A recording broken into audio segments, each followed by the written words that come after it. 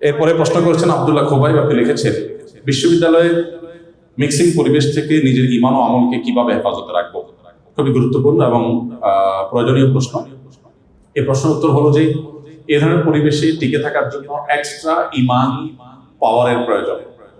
সাধারণ পরিবেশে একজন মানুষ যতটুকু ঈমানের পাওয়ার নিয়ে টিকে থাকতে পারে, যে পরিবেশে অনেক বেশি প্রতিকূলতা আছে, যেখানে অনেক গুনাহের হাতছানি আছে, এই পরিবেশে আপনার ঈমানের উপরে টিকে থাকার জন্য আপনার ঈমানকে আলাদাভাবে বিশেষভাবে আপনাকে নার্সিং করতে হবে।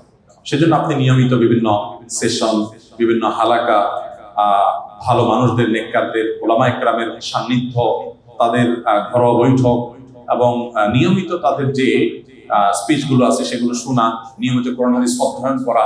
আপনি বাইরে থাকলে যতটা করতেন, এই পরিবেশে আপনার সেটার পরিমাণ বাড়িয়ে দিতে হবে। যত বেশি আপনি করবেন তত বেশি আল্লাহ তাআলা আপনাকে সেভ রাখবেন ইনশাআল্লাহ। সেই সাথে আল্লাহ তাআলার কাছে আশ্রয় চাইবেন এবং যথাসম্ভব দোয়া করবেন, চোখের পানি ফেলবেন যে আল্লাহ আপনি আমাকে হেফাজত করুন।